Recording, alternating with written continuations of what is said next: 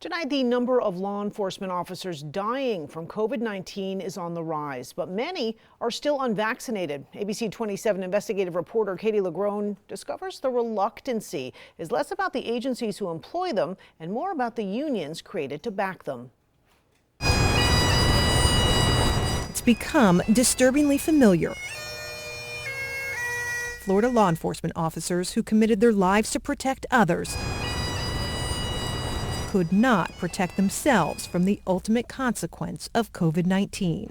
Now considered the single highest cause of death among law enforcement, more than 630 officers nationwide have succumbed to the virus, according to the Fraternal Order of Police, which tracks reported deaths. Florida among states that have lost the most officers to the illness, 57 and counting, second only to Texas. I need to get them vaccinated for their own safety. Across the state, law enforcement leaders are now speaking up, encouraging officers get the shot. Quit paying attention to the politicians who think they know what they're talking about, but don't. Still, few, if any, agencies require it.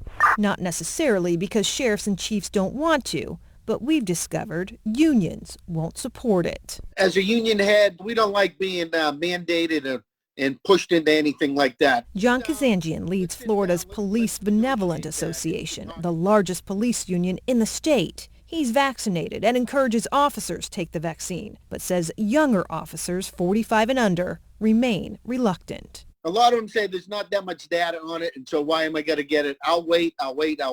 It's a freedom of choice, absolutely. That's why we live in this great country of ours, United States. But at the expense, sir, of health and livelihood? That's up to the individual. The individual, they're rolling the dice. In a statement, the Fraternal Order of Police, another union which represents 23,000 officers in Florida, also encourages vaccines, but adds individuals should maintain the freedom to make that decision for themselves. It's a sentiment even agencies that appear to be on board are fighting to preserve. Tampa is among a growing list of cities mandating shots for all city employees.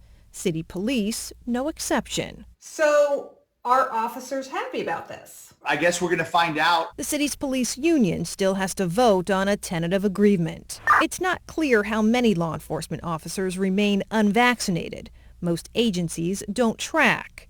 In Palm Beach County, where Kazanjian also leads the local union, he says 60% of the sheriff's office has rolled up their sleeves. He'd like to see it higher, but won't force it in an industry hired to serve and protect health, safety, and personal freedom. Mandating vaccines in law enforcement will never happen. I don't think it'll happen here in South Florida or Florida, especially, the governor that we have. We'll go to court.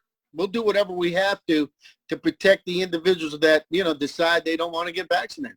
Some agencies are trying to incentivize with money and time off. Still, the reluctancy and the debates continue. Katie LaGrone, ABC 27.